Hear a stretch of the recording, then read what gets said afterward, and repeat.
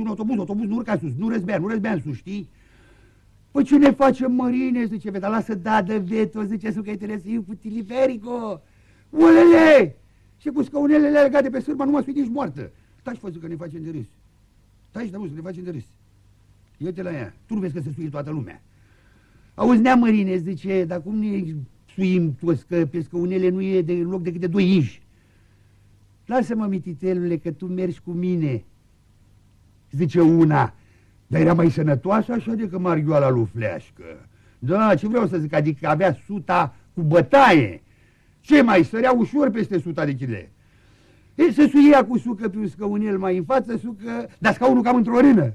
Sucă și, bă, da, Mărine, dă-mi face, zice, dă mișada cu Zaibăr să ne echilibrăm o țără.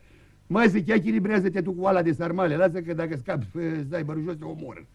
E, să suire, mă sui și eu cu Veta pe al scăunel și început de tragă ușurele sus, mă, fraților, mă. Băi, era o frumușeață, auzi, să vedeau spinările munților albe, sub noi pădurea, brază coperiți cu zăpadă. Bă, cam bazme, ce mai? Veto, zic, ce zici tu de atâta frumușeață? Ce care-i frumușeață? Când mă uit la ea, ia cu ochii închiși. Ce faci, mă, deschide ochii? Și nu pot, Mărine, că-mi vine amețală, că eu și când era mică nu mă rămâscâși că amețam. Bă, Veto, zic și eu, care credeam că de drag mă strânge așa tare în brață. Alele. Mă, fraților, dar odată să înțepeni, știi? S-a oprit telefericul.